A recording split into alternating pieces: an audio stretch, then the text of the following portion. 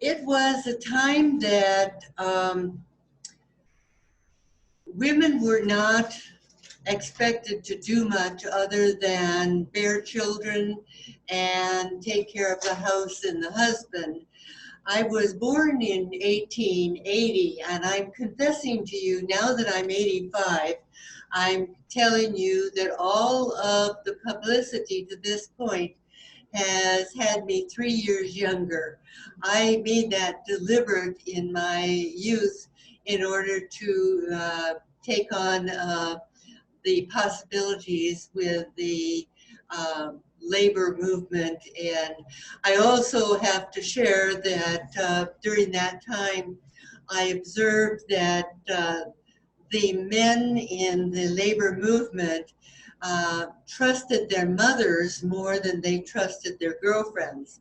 And so I deliberately took on a matronly persona that at age 33, I gave up the fancy flapper dresses and went to the matronly dress and hairstyle and so on, so that ideas would be taken seriously.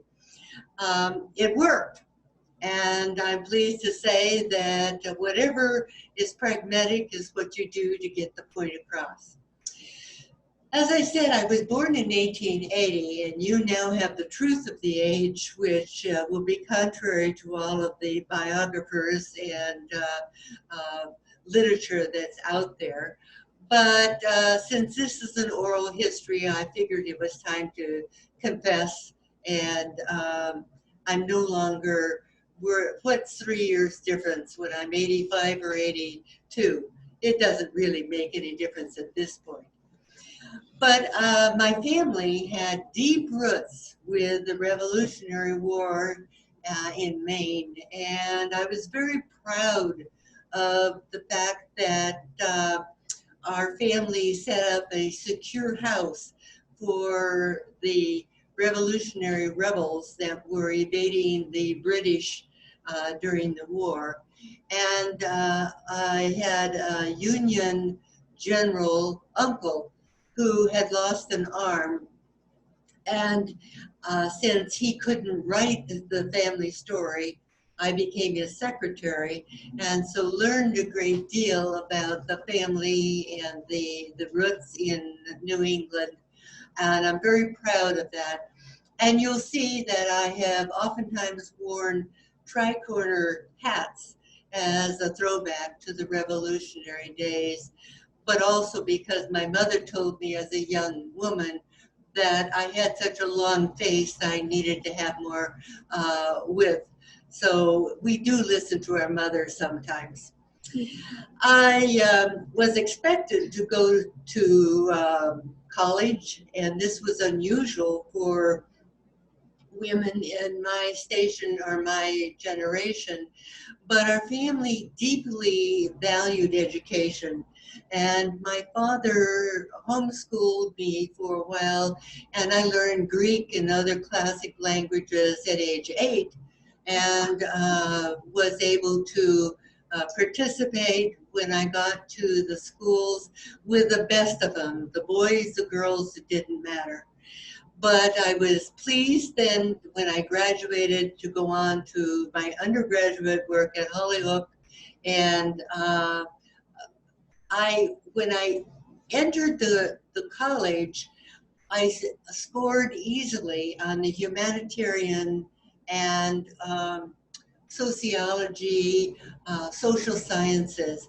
So the advisor said, that's too easy for you, so we're going to make you major in chemistry and physics, which I did. And they told me that if I could master chemistry and physics, I could master anything. So I do appreciate their wisdom, because it has been true that the thinking skills were born of those days. It was my last year in my undergraduate work that I did have a labor economics class that I fell in love with. This was outside of the chemistry and physics. and I suddenly had a new light on the horizon and fell in love with economics and particularly labor because I saw it as a way of helping people. When I was studying with my father, I asked him one time, why are nice people poor? And he said, dear, people are poor only because they're lazy. And I didn't argue with him. But in my studies, as I went through college and later, that always sat wrong with me. That there are people who are poor of adversities in their own circumstances that have nothing to do with being lazy. In fact, when I was in Hollywood at college, I had in this class that I mentioned I fell in love with an opportunity to do field work. And our teacher had us go into the poor sections of town and the industries and the mills and so on. And I was amazed that nice people struggle so hard to make ends meet. And their stories included, I remember many of them telling me that they had children at home and their husbands had said they were going elsewhere, a job or work that they could come back and support the family, because as we were having more and more children, it became more and more difficult. And those days, we really didn't have any birth control or family planning opportunities. But the thing was, those men went away to find jobs and never came back. They abandoned their families. And so these women with all these children were left to do whatever they could do and live in poverty and raise their children. About the time that they were struggling with this, we also knew that Margaret Sanger was trying to um, teach physicians and community people how to plan their families or limit the number of children, because the clergy and the politicians were telling them if they weren't willing to have all the children they could possibly bear, even up to 18 or more, that they were selfish. So these people were poor not because they were lazy, but because of circumstances. And by my entering into labor economics, I looked to actually help pull them out of those difficult circumstances. At least that was my vocation, my dream, and my calling.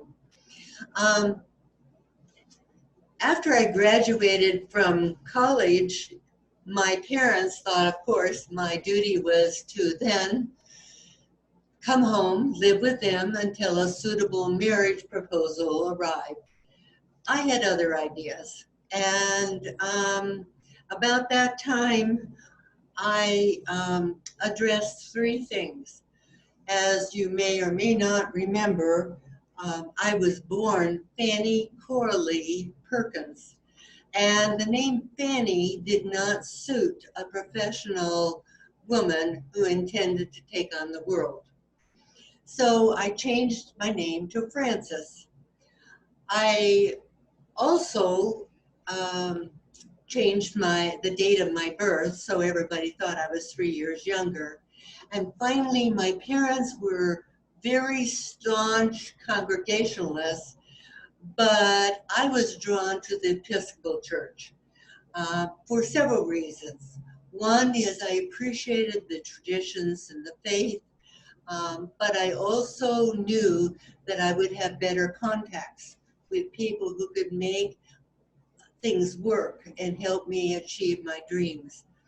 Now, don't get me wrong. I very much endorsed and believed in the faith within the Episcopal Church, but I was pragmatic. And by being able to have those contacts that I saw I would need in the future, I made the switch. I then went to teach at Ferry Hill School for Girls in Chicago, and I learned about the Hull House and the Chicago Commons, and I actually lived at the Hull House for a while, and again got to know these poor women who were struggling so hard to actually make their lives better in circumstances that were very, very difficult. I knew I had a vocation. I knew I had something. And I had no idea of ever getting married because I was going to be too busy. I had things to do, and most men would be threatened by my ambition. Well, I did meet a man, Paul Wilson, who was intellectual, who was sensitive, and who took me for being real. He taught me a real person in on an equal basis with him. And so, of course, I fell in love and we married. And well, you might say the rest is history, but there was a lot of history in between that. Since he was wealthy as well as intellectual, and he was in economics with the mayor of New York, so he understood what I was working with. I had gone on after my teaching gig and had worked with, gotten my master's, started at the University of Pennsylvania, and then finished at in New York here at Cornell. And I had a scholarship. So because money became scarce as the ups and downs of the capitalistic boom and bust cycles normally are. And I realized that I was one of about 1% of the American public that actually had a graduate education. So I was obligated to do something with it. It wasn't something I could sit by. After Paul and I married and we had our first daughter, Susanna, I entertained the notion for a while of being a stay-at-home wife and mother that was expected at the time. That lasted a little while, and I began to volunteer. Since Paul had a good job with the mayor's office at the University of New York, I, excuse me, it's on this side over here. I volunteered at various places, but of course, one of the places that was so fascinating to my wish to make life better for women was the Maternity Center Association. Now, Maternity Center, or MCA, was right by, you may know it, by Central Park.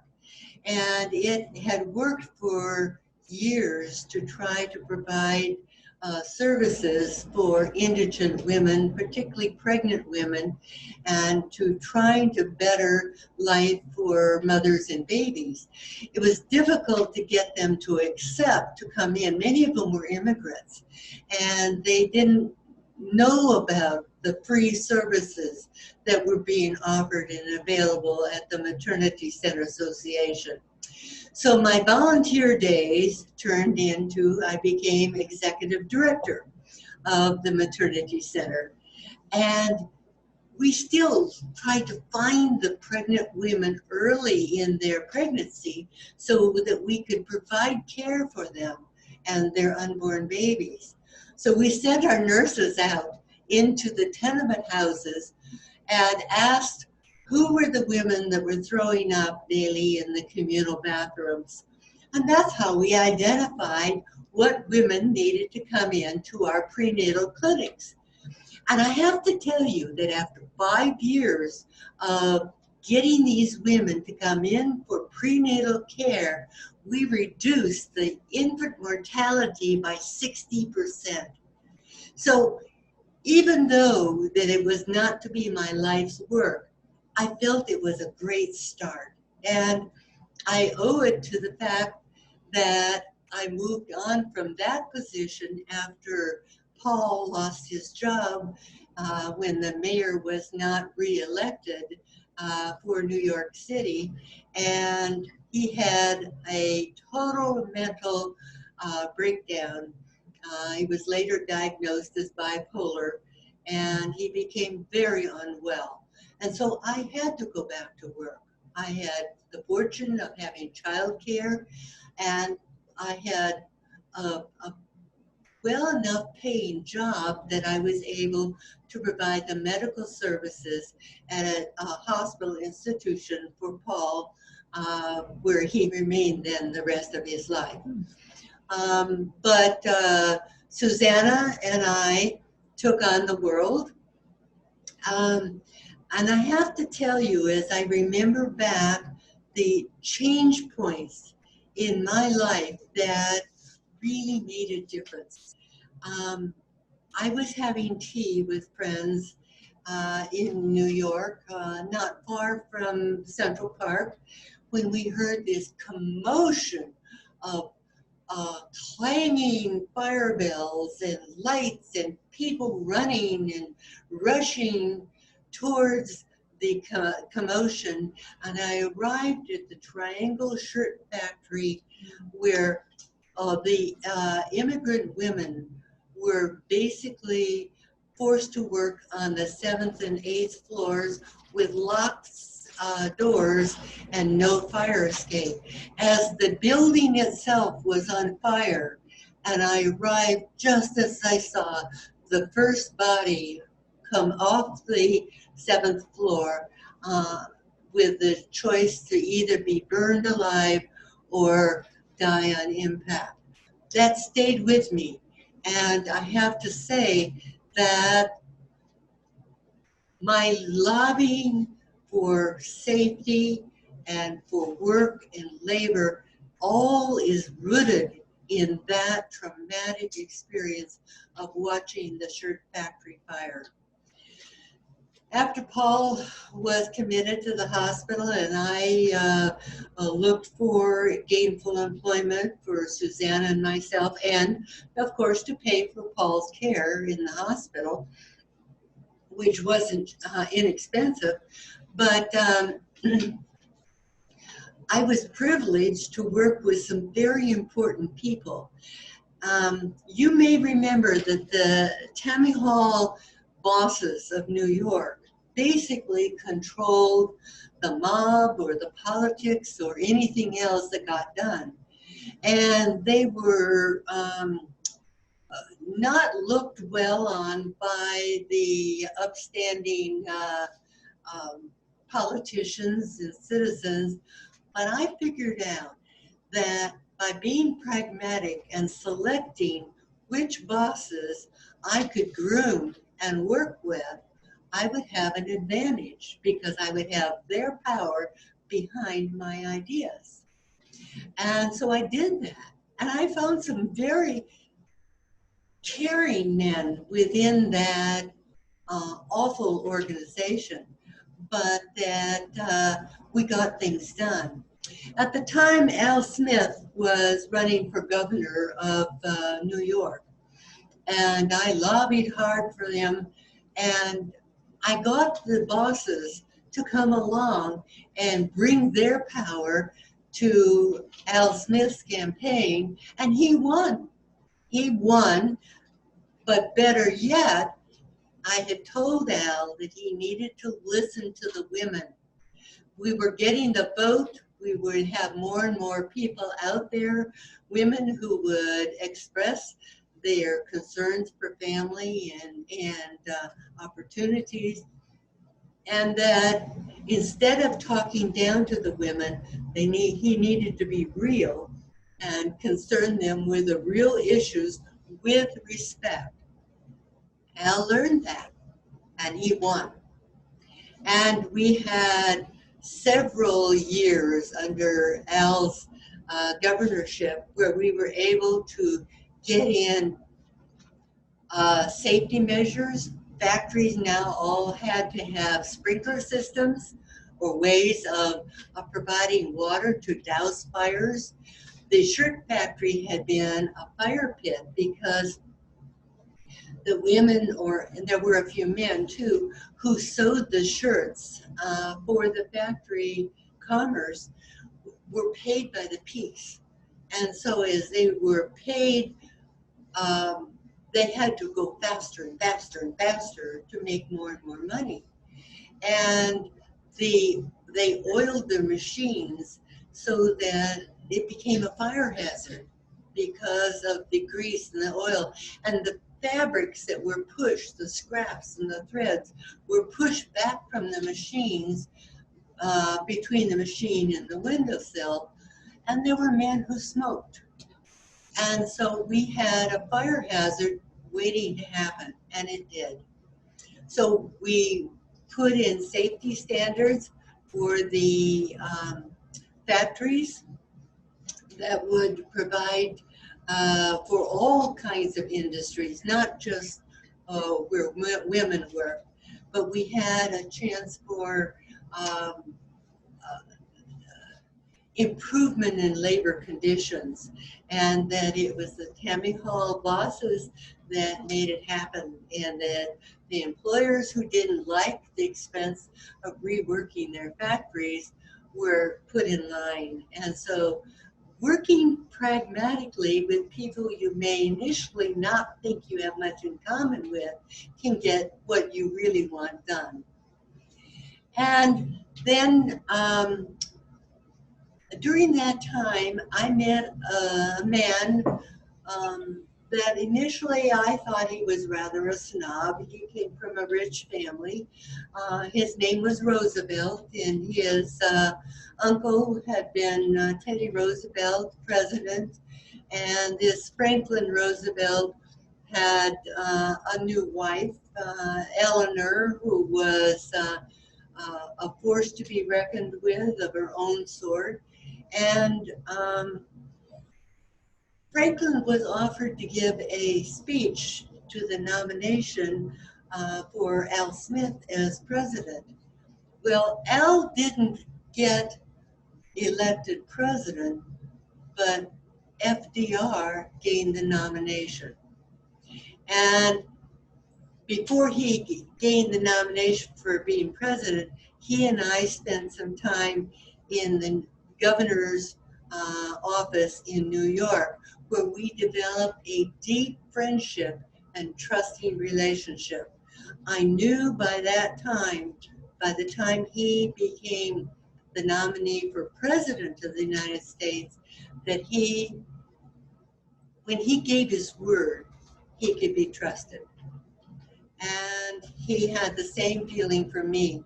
Now, because I had adopted this rather matronly persona, I was not any sort of a threat to either Franklin or Eleanor or any other women, wives in the situation. But they came behind me and supported me because I had the education, I had the experience by that time, and I had the power of these leaders. So I have to tell you that when Franklin received the nomination, I didn't know what would happen with my job. I knew I had been paid $8,000 a year, which was the highest that any civil servant in New York had ever been paid. And I knew that I couldn't restore that kind of money. And with the expenses of Paul's hospitalization and a young child growing up and becoming a young lady, I was concerned about what I would do. I knew I would find something in the labor market, but not that would probably meet that kind of income. Franklin called me in and said, Frances, I have something to ask of you. And I sat down on the couch in his office living room, and I waited. I knew that kind of seriousness I would not interrupt. He would tell me in his own time. And that he got around to it and blurted out, I want you to become my labor secretary in my cabinet. I was taken back and I said, well, thank you, Franklin, but I don't think that's a wise choice. First of all, there's never been a woman in a cabinet position in this country. And you know that what would happen with the men, both in Congress and the other men in your cabinet, the jealousy and the harassment that you would take on by having a woman in your cabinet. Never mind, he said, I know you're the best qualified and I want you. I said, well, you know I have to talk it over with Paul. And can you give me a day to think about it? I'm not sure I want this. I'm not sure I want the stress and the grief that you're proposing. Okay, be here back tomorrow, same time for tea. Gathered up my things and said, thank you, Franklin. You've certainly given me a sleepless night. I did talk to Paul, and fortunately he was having a good day, and he understood what this meant, what it meant to the country, what it meant to us as a family, what it meant to income, what it meant to using the education that I had been privileged to gain. I laid it out to Paul and said, I need your input and I'm not sure what's best. So we talked about it. His main concern was what would happen to him if I moved to Washington, D.C. And I assured him, oh, Paul, I will have every weekend that I will come and visit you just like we do now. That will not make a difference. And I have friends that have offered, widow friends, good friends, who have offered to give me a room in their homes and to provide the child care needed for Susanna while I take on what will be long hours in a difficult position. Now I have to tell you that we did have that arrangement, and I lived with two very, very good, wealthy widow friends. And since men write history, and many times they write it in the image of themselves, they assume that two women living in close proximity who were not related must be lesbian. Everything had to come down to sex. And I was accused of it. My friends laughed at the notion of it, and it never really reached dangerous proportion. But my concern was to shelter Susanna from the talk that might unsettle her. I am forever grateful to these lady friends because all of my income went to support Paul in the hospital, and I had very little left over, even though it was a reasonably good paying job with the government. Well, We moved in, we settled in to Washington. We had cabinet meetings, and I was right. The other men in the cabinet were jealous. They tried everything they could to discredit me and to break the trust bond that Franklin and I had. I knew that when I had told Franklin, when I accepted his offer, that I would only accept on the condition that he support 5 things. I knew he would follow through. Those 5 things were, first of all, he had to promise that we would have a reduced work week. Now in New York, we had been able to get the work week for women down to 54 hours a week. I wanted to move it down now to 40 hours a week. The second thing was we had to have child labor laws. We could not have children working in factories when they needed to be in school so they could be better citizens for the future. Franklin had nodded and agreed. The third thing was we had to have unemployment insurance. That during the capitalistic boom and bust cycle, that people would only feel secure in spending their earnings and their money if they knew that if they were laid off, that they would have an insurance that they would not become impoverished or destitute. The next thing that I required the trust was that we would do something about old age pension, that we would provide for a future, not the entire pension, because people needed to assume some of their own responsibility. But there are people who are sick and disabled during their work years, and they can't save their money for old age. There are children who are orphaned, and they have to have some means of support. And we need to tax the worker with a matched amount from the employer to put into a government trust fund so that these people had security. And they would provide social structures of security and future for our country and our citizens. Franklin smiled at that one and he nodded. And the last thing that we absolutely had to have was universal health care. We had to have health care because when the workers were sick and couldn't work,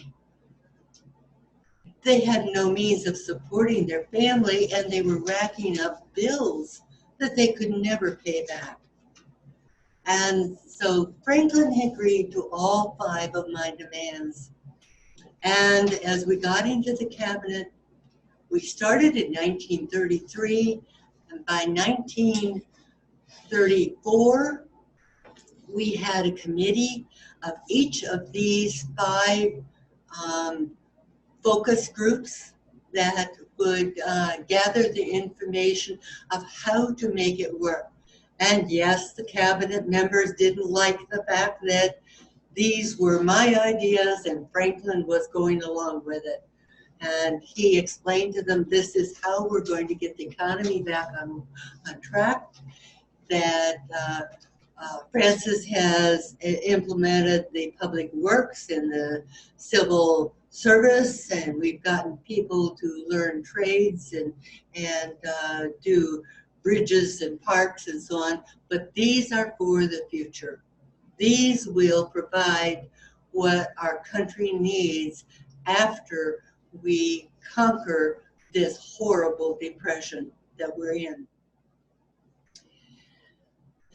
I struggled with that, and Franklin and I both watched Hitler coming on the scenes in Germany, and we knew that there was trouble brewing.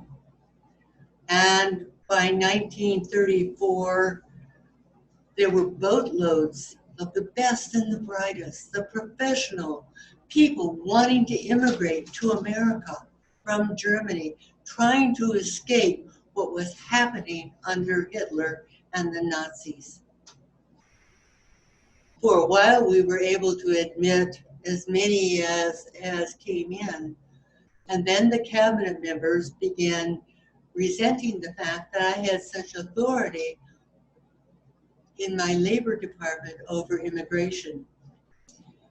And so I had to move quotas from other countries to Germany to keep providing entrance for these people who desperately wanted to join us and who would contribute so much to our economics and our society.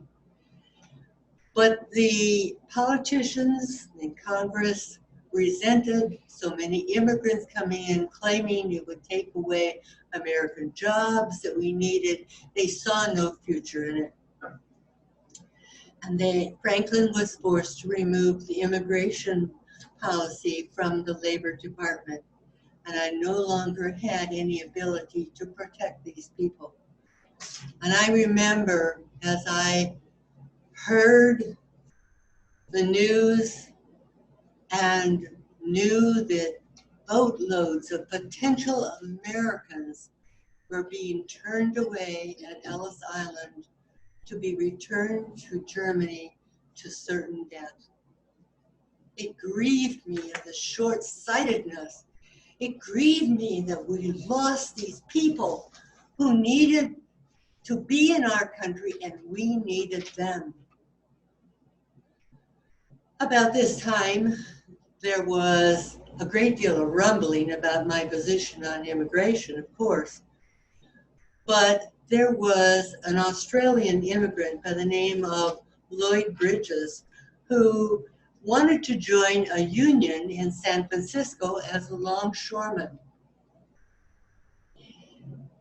He had done the work, he had qualified as a longshoreman, but the union felt that immigration status would not permit him to become one of them.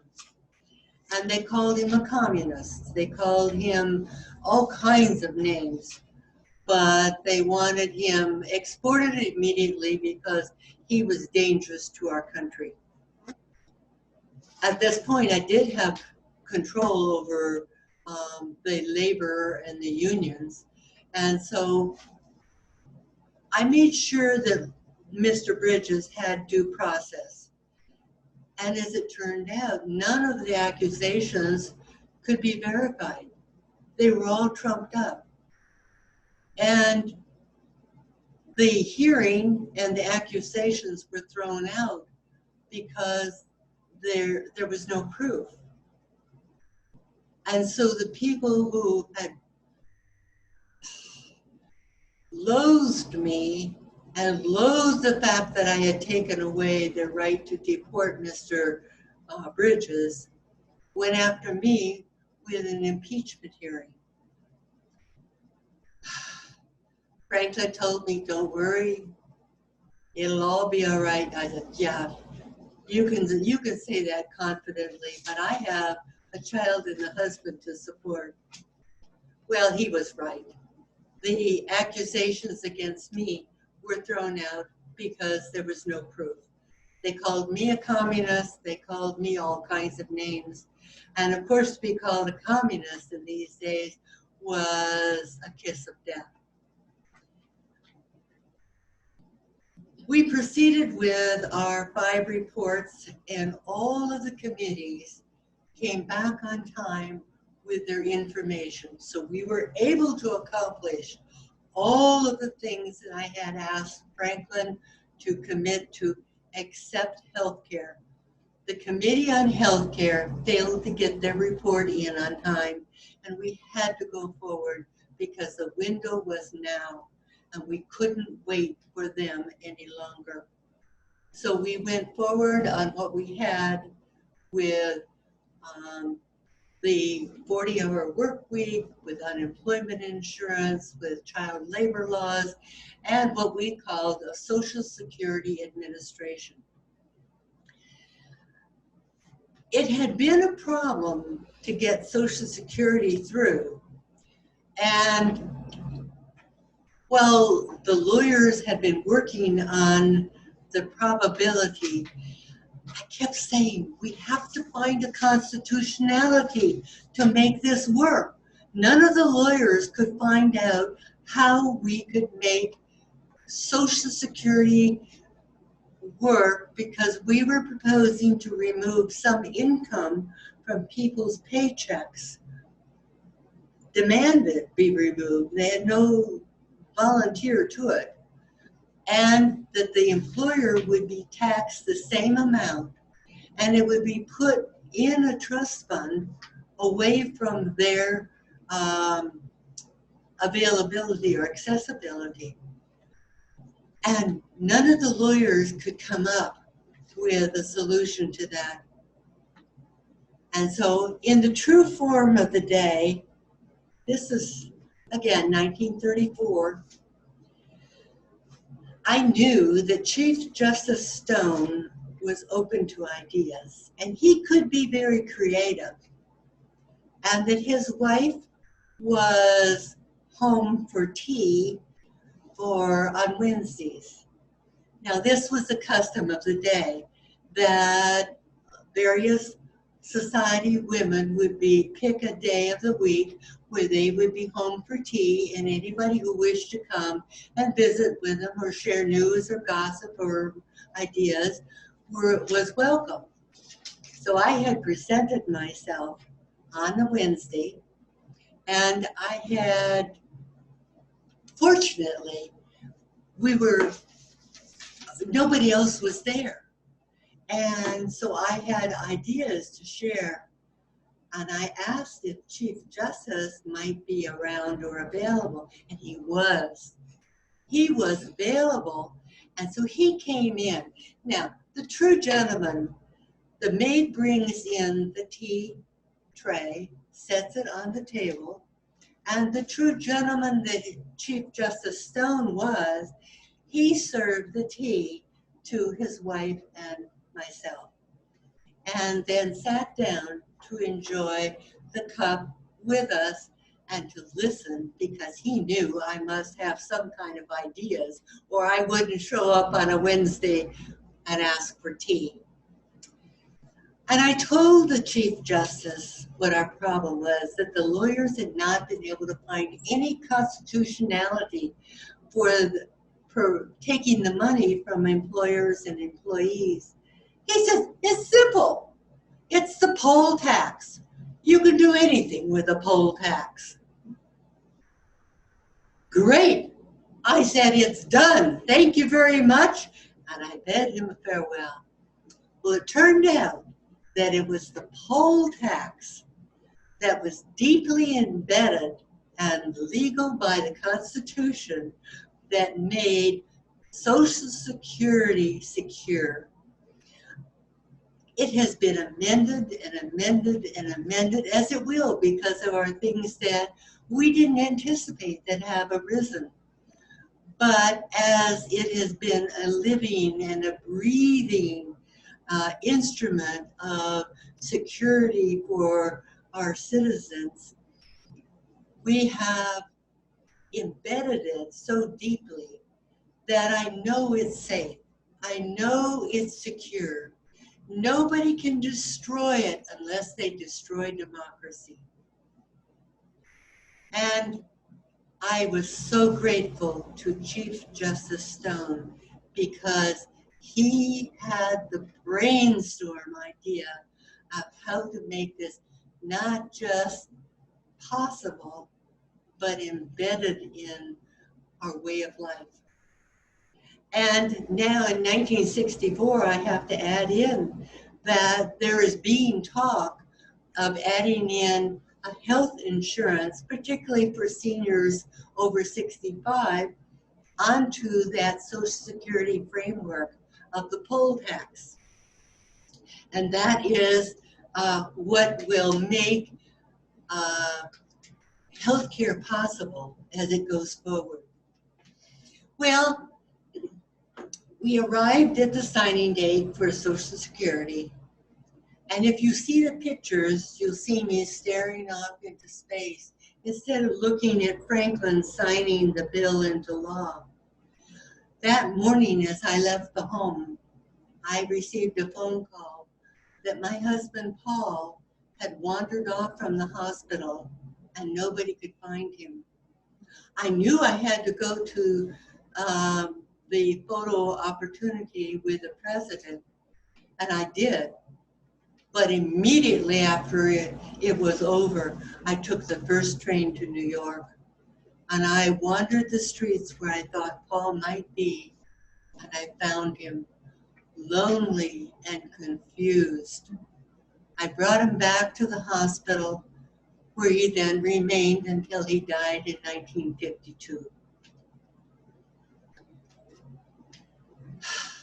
I look at the pictures and I remember what I was thinking that day. Yes, the Social Security Administration was a milestone, and I was happy to give FDR all the credit. I didn't need any of the credit or the public notoriety. All I wanted was my private life and to get the ideas to protect other people, and that nice people didn't have to always be poor. I developed a very trusting relationship with Eleanor during these years, at 4 terms that we were in the White House. At first, she was afraid of me. She felt I was an intellectual and she was intimidated. But as we trusted each other and she knew I was not a threat to her marriage, as some other women were and had been, we developed a relationship where I could be the intellectual, I could be the head, and she could be the heart. She could explain it to people. And together we accomplished more than either one of us alone could have done. When Franklin died in Warm Springs and was found to be with his mistress that he had promised never to see again, my heart went out to Eleanor, and I thought the betrayal that he had done to her, and I was angry. I had trusted Franklin, but his wife could not trust him. Well, Eleanor went on, and as you know, has developed her own life and done very marvelous things. Truman came in to be president. I resigned from the Labor cabinet. I had tried to quit every term that Franklin was in office. I kept going into his office and saying, I've got to quit. He said, no. I've got to quit. No. The last time I went in, right after he had been elected the 4th term, and I said, Franklin, I have to quit. And he said to me, no, that's being selfish. So I took it. And when he died, I did quit. And Truman appointed his own labor secretary. I went home to write the book, The FDR I Knew, that many of you have read or know of. Truman asked me to go to Paris to head the U.S. delegation for the International Labor Conference. And I was thrilled that I could still do something productive. And then I came back to Cornell. And I have to tell you, these have been the happiest years, being a professor here with the intellectuals, the people with ideas, the people with possibilities, to see that the work we had done during the Depression has pulled nice people out of poverty, that we have new opportunities. These have been good years. And I appreciate all of the students. I see many of you who have graduated and gone on, but have come back for this oral history today. I thank you for carrying my work forward. I thank you for going on. And we together will have a better country. and labor economics is a part of it. Thank you so much.